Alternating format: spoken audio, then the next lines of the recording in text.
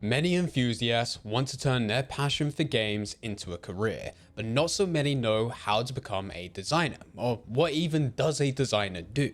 Design is just one of the several disciplines collaborating to create a game during the game development process. In a world of AAA game development, game design can be separated into subcategories such as a general game, level, combat, system, technical, sound, environmental, mechanics, and even multiplayer design. That of course depends on the studio, as every project may require different expertise as well as a different approach. For instance, combat designers are tasked with creating the required combat mechanics for the game, whilst multiplayer designers focus on crafting a memorable multiplayer experience. So what does a general game designer do?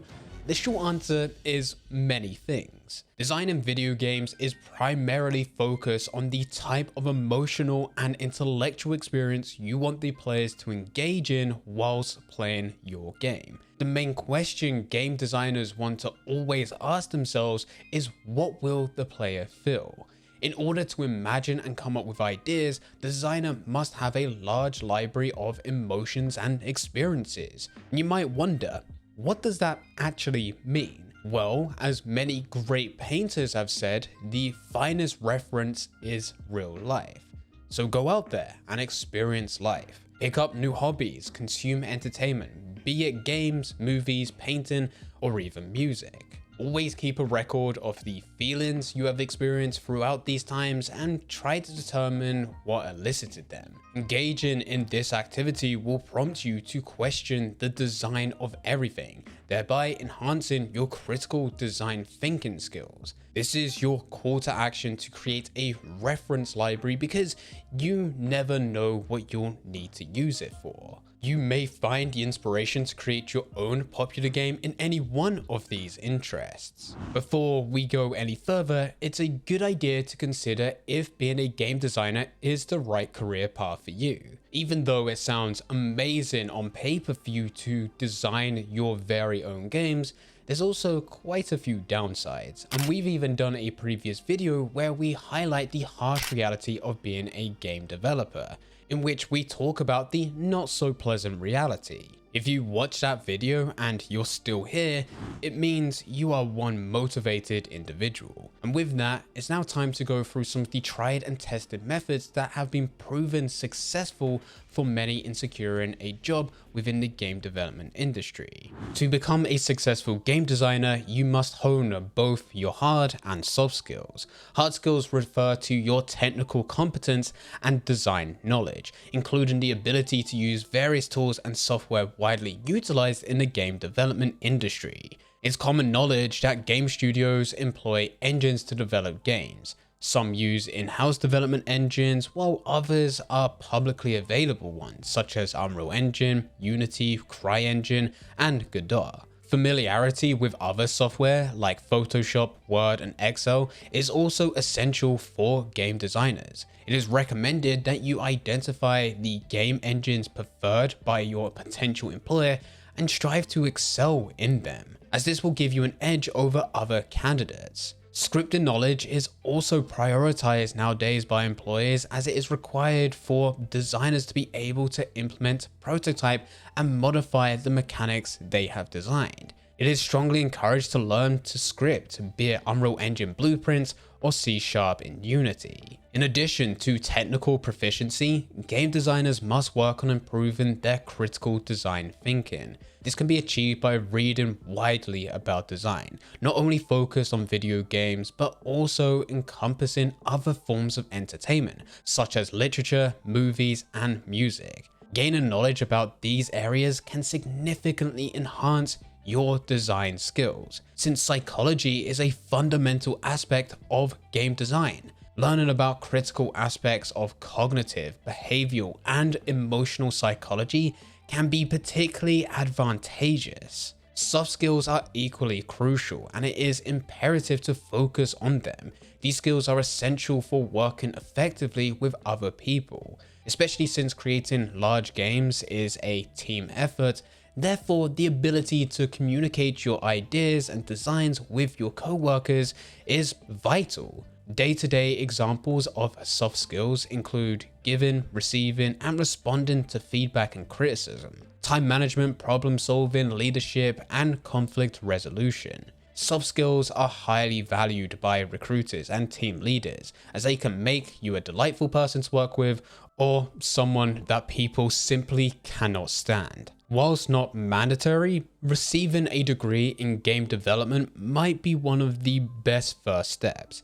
Universities and colleges across the world offer excellent opportunities to enhance your reference library and portfolio, acquire valuable design knowledge, and most importantly, expand your professional network. In contrast to self-learning, pursuing higher education provides a more organized learning process, often curated by seasoned industry professionals with decades of experience. These lecturers have typically held leadership positions and possess a keen understanding of what is required of future employees, thus training students accordingly for similar roles. But the real selling point to you getting within the gaming industry is your portfolio. Now, why would you need a portfolio and how can it make you stand out?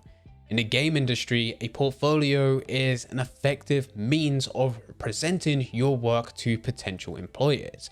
Given that companies have limited time to find talent, a strong portfolio should clearly demonstrate that your skills align with the specific role you are seeking.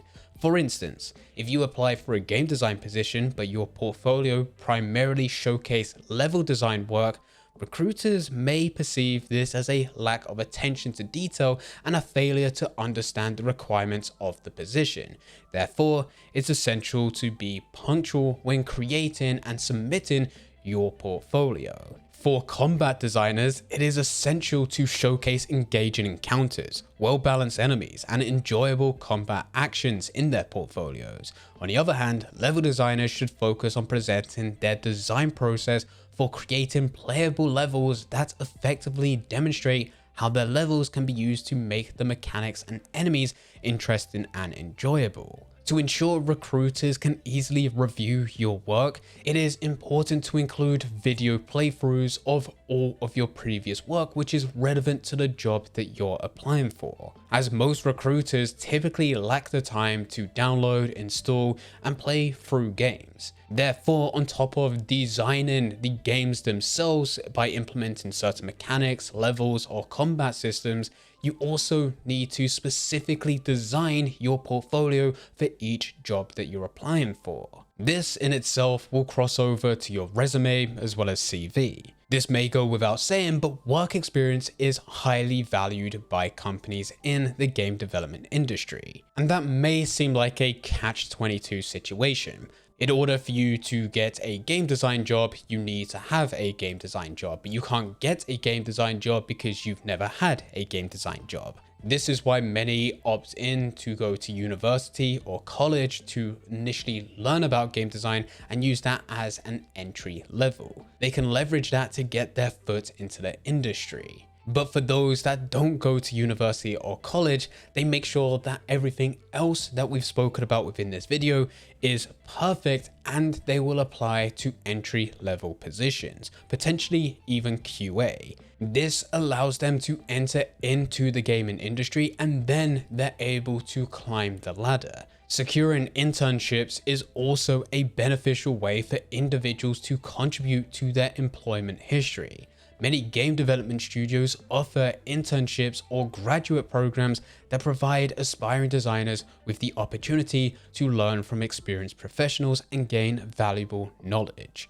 Networking is an excellent strategy to find potential employment opportunities. Attending game development events such as GDC and smaller gatherings provide an opportunity to build valuable connections with developers in the industry, who may become mentors and support your quest for excellence. Another advantage of networking is that companies often ask current employees for recommendations before posting job openings to the public. Thus, if a contact within the industry knows about your skills and pleasant character, you may bypass much of the competition for the job. Suppose working in the AAA industry is not to your liking. In that case, you can always use the previously mentioned skills to pursue a career in indie game development, since most of the steps mentioned are also applicable in that scenario as well. The advantages of working in indie game development include having more creative control over your projects and the possibility of working remotely. In most cases, if you want to work for a large company, you will likely have to relocate to the location where the studio is situated. Typically, successful candidates for video game design jobs have completed a relevant bachelor's degree and assembled a portfolio to present during the application process. A potential game designer might also enter the job market with the aid of a tight, well-written resume that lists their achievements, significant coursework, and/or personal projects.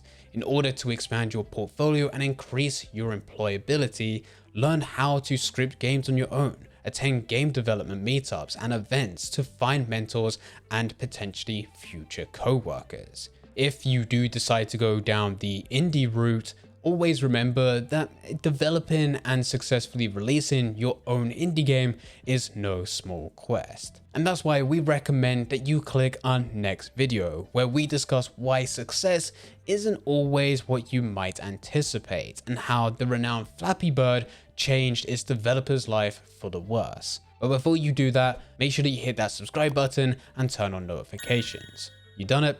Awesome. Now it's time to click that video.